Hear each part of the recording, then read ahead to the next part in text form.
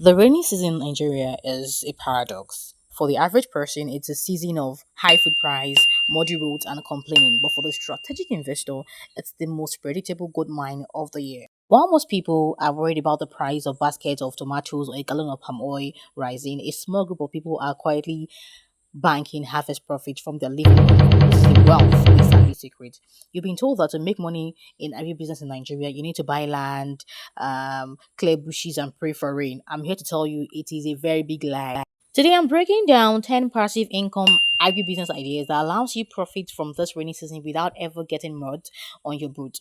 Now, we're talking about high margin commodity moves and digital agri plays that 90% of people ignore because they are too busy looking at the soil. If you want to move from being a consumer who's frustrated by inflation to an investor who profits from it, don't skip a single second of this masterclass. Let's look at how you can start today. Let's start with the king of no farm agribusiness, commodity storage. In the world of finance, we call this arbitrage. The practice of buying an asset in one market where the price is low and selling it in another place where the price is higher. In Nigeria, our markets are defined by the calendar. The rainy season is a period of massive abundance for certain crops, which naturally pushes prices down. But abundance is always followed by scarcity. Number one, take palm oil for example. Right now, between February and May, we're in the peak production window. The mills in states like Edo, Ondo, and Kogi are working overtime. Akwa Ibom as well, because supply is high. A 25-liter gallon, my cost 35K in December, can often be found around 25K at the farm gate right now. But here's my insight, the wealth we sabi inside. By August and September, when the rains are heavy and the oil palm trees stop fruiting, production drops nearly at 70%. The same gallon you bought for 20K is going to sell for 38K or even 45K. You're not just buying oil, you're buying a hedge against the price spike that happens every single year like a clockwork. Now, don't just throw your gallons in a room. To maintain special grade quality and avoid high FFA, you need a cool, dry warehouse from direct sunlight. If your quality stay high, industrial food companies will pay you a premium over the local market. I did a full video around this sometime around April or May. I'll be dropping the link to this video in the comment section. Do want to check that out. But it's just not about what we eat locally. Look at ginger and sesame seeds. In 2026, Nigeria is pushing itself to be a global powerhouse for high potency ginger. Because of recent supply gaps in the global market, dry split ginger is projected to hit record high this year. You don't need to be a farmer in southern Kaduna to profit from this. You need to be the strategist. Your job is to buy raw ginger during the harvest, hire local labor to wash and split it, and store it in a ventilated warehouse. By the time the export demand from Europe and Asia peaks in the dry season, you're not just selling road, you're selling foreign value exchange. And let's not forget paddy rice. During the heart of the rainy season, many farmers are desperate for cash to buy input for their next cycle. They sell their paddy rice at distressed prices. If you have the liquid capital to buy that paddy rice now and hold it for just 4 months, price appreciation alone often beats the interest rate of any fixed deposit account in Nigeria. Now, I want us to get practical in the comment section.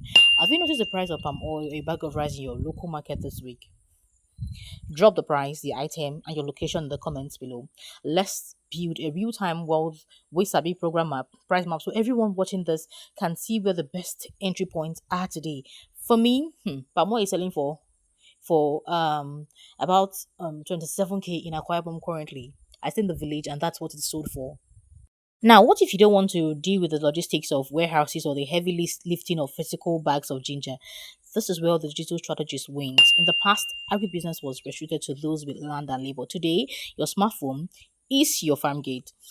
Agri funding has evolved far beyond the simple sponsor of a farm model of the past. In 2026, we see a shift towards vetted institutional platform and high level trade missions. Take, for example, the Agribusiness Trade and Investment Mission ATIM 2026 initiative. For example, these programs are designed to connect everyday investors with commercial scale projects that have built in insurance and professional management.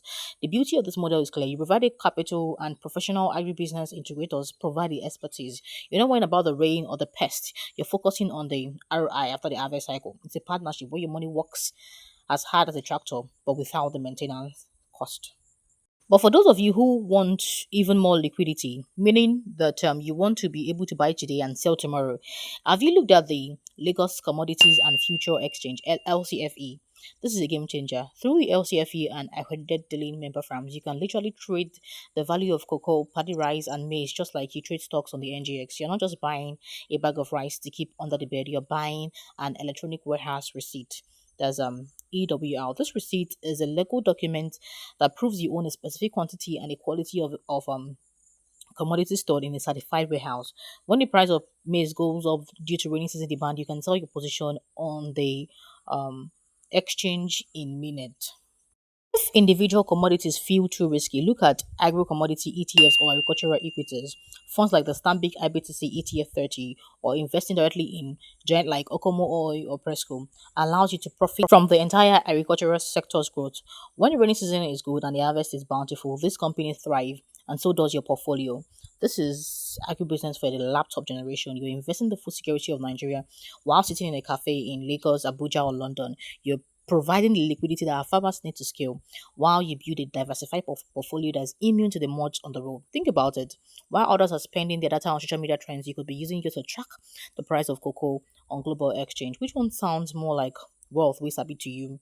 Let's know in the comment section. Now, if you're someone who likes to be closer to the action without actually planting a seed, this next section is your playground.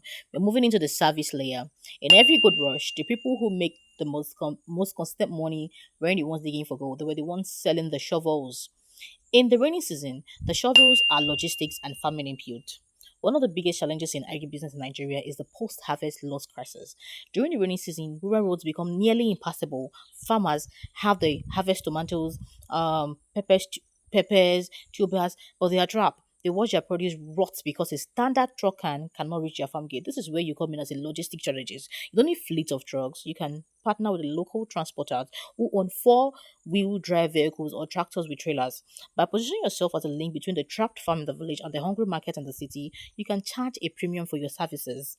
You're not just moving food, you're saving a farmer's entire year of work.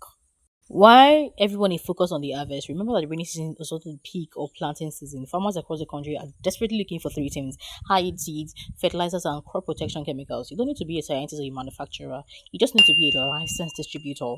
By buying this input in bulk during the dry season when demand is low and supplying them to farming clusters right now, you become the most important person in the production cycle. This is a fast turnover business. The money moves so quickly as the seed go into the ground. In 2006, but the push for food self-sufficiency, being a reliable supply of input, is one of the most stable wealth we sabi moves you can make. Finally, let's look at primary processing. During the rainy season, raw materials like cassava are abundant. However, raw cassava spoils within 48 to 72 hours. If you invest in a small scale milling machine, you can buy the raw tubers for cheap, process them into gari or starch, and package them. You've turned a perishable item into a self stable product with a 300% markup. You're not farming, you're adding value. Think about your neighborhood. Is there a product that's always expensive during the rains? Maybe it's fresh corn or affordable processed curry. The gap between what the farmer gets paid and what you pay at the supermarket is where your profit lies. Now, before we wrap up with the final ideas, I need to give you the secret sauce. Having the idea is 10%, the execution is the other 90%. To succeed in no farm agribusiness, you must master the art of writing. If you're doing storage, you must check the moisture content. Storing wet ginger is a recipe for bankruptcy. If you're doing digital investment, look for platforms that have comprehensive insurance like Leadway or ICO and verified track records. If you're doing logistics, ensure your WB system is airtight. You must know exactly what is on the truck and who is receiving it.